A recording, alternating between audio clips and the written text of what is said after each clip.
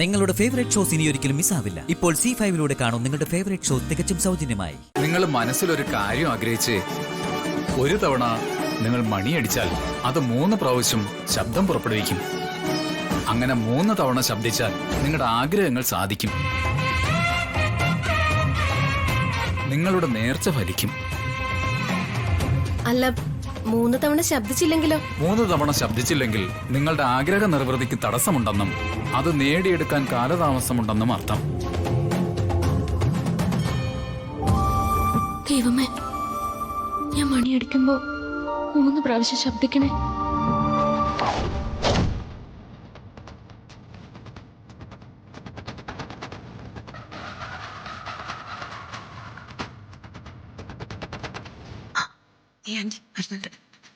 ആ കാണുന്നതാണ് മണി. അതെ, അവരിവിടെ എത്തി.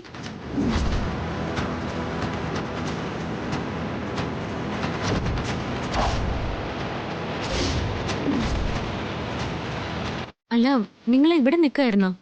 സുശീലാന്റിക്ക് ഈ മണി കാണാൻ ഒരു വ്യഗ്രത. അതാ ഞാൻ ആന്റിയും കൂട്ടിയിട്ട് ഇങ്ങോട്ട് വന്നത്.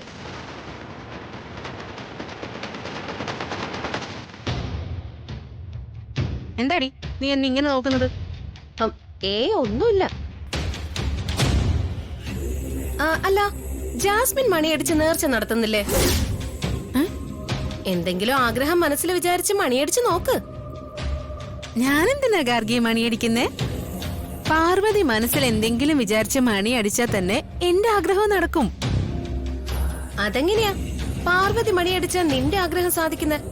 അല്ല, പാർവതി നമ്മുടെ കുടുംബ നന്മ ഉദ്ദേശിച്ചല്ലേ ജീവിക്കുന്നതും നേർച്ചകൾ നേരുന്നതും ഒക്കെ.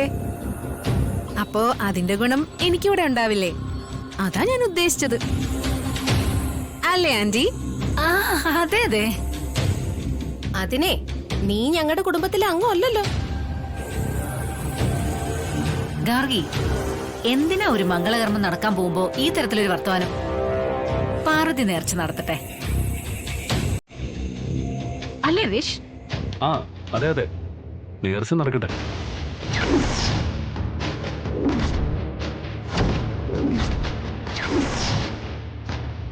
പാർവതി, നീ ഇതൊന്നും കാര്യാക്കണ്ട.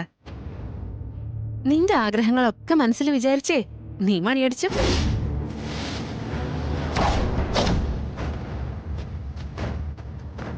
വിശാൽ സർ,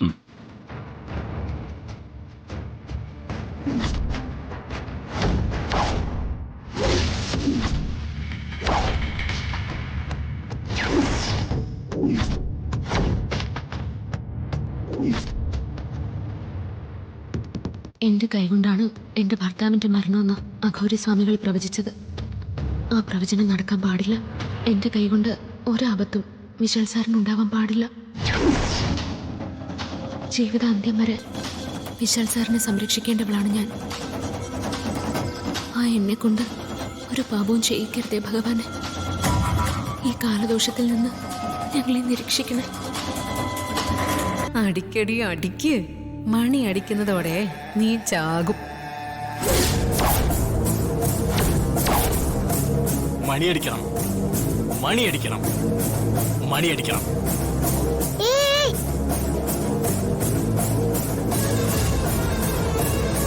നിങ്ങൾക്ക് എനിക്ക് വേണ്ടി ഒരു സഹായം ചെയ്യാൻ പറ്റോ? തത്ത സംസാരിക്കുന്നോ? ഞാൻ പറയുന്നത് നിങ്ങൾ കേൾക്കുന്നുണ്ടോ? ഉണ്ടുണ്ടുണ്ട്, കേൾക്കുന്നുണ്ട്. പറയൂ തത്തേ, ഞാൻ എന്താ ചെയ്യേണ്ടത്? നിനക്ക് ദേ അവിടെ പോയി ആ വയറെടുത്ത് മാറ്റാൻ പറ്റോ? ഞാൻ നോക്കിയിട്ട് സാധിക്കുന്നില്ല. നിനക്കതിന് പറ്റോ? എന്നെ ഒന്ന് സഹായിക്കാൻ പറ്റോ? ഇല്ലെങ്കിൽ ആ പാവം പാറ ഷോക്കേറ്റ് മരിക്കും. പെട്ടെന്ന് അതൊന്ന് എടുത്തു മാറ്റണം. മാറ്റാം, ഇപ്പൊ തന്നെ എടുത്ത് മാറ്റാം.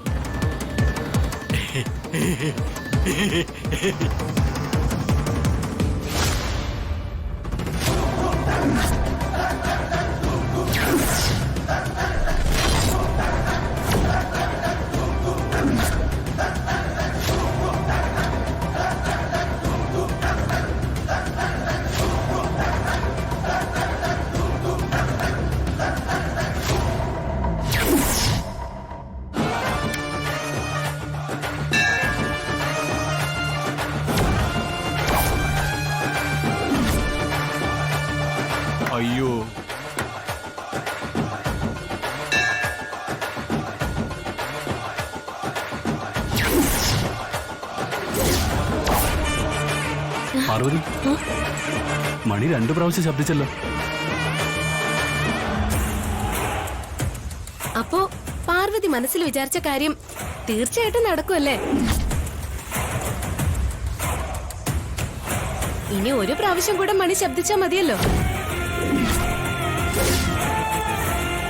പൗർണമി ദേവി, എന്റെ വിശാൽ സാറിന് ആപത്തൊന്നും വരില്ലെന്നാണല്ലോ ഇതിനർത്ഥം. ഒരു പ്രാവശ്യം കൂടി മണി മുഴങ്ങണേ. ആന്റി, 2 പ്രാവശ്യം മണിയടിച്ചിട്ടും ഈ പാർവതിക്ക് ഷോക്ക് ഏറ്റില്ലല്ലോ. ഇത് പറ്റി?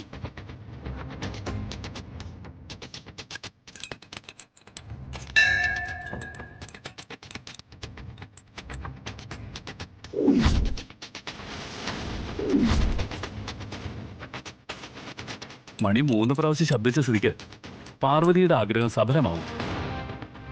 അത് സഫലമാകണം, സഫലമായേ തീരും. ഏയ്, അത് കണക്കിലെടുക്കാനൊന്നും പറ്റത്തില്ല. 3ാമത്തെ പ്രാവശ്യം മണി മുഴങ്ങിയത് തത്ത തട്ടിവിട്ടതുകൊണ്ടല്ലേ?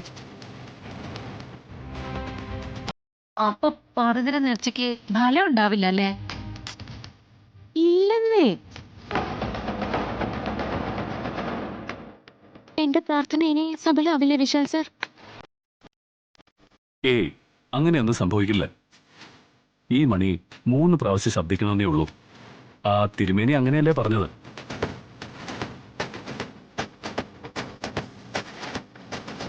അതിപ്പോ എങ്ങനെ വേണമെങ്കിലും ആവാം. തത്ത തട്ടിവിട്ടിട്ടായാലും മണി മുഴങ്ങിയത് പൗർണമി ദേവിയുടെ അനുഗ്രഹം കൊണ്ട് തന്നെയാണ്. അതുകൊണ്ട് തീർച്ചയായും പാർവതിയുടെ നേർച്ച ഫലിക്കുക തന്നെ ചെയ്യും.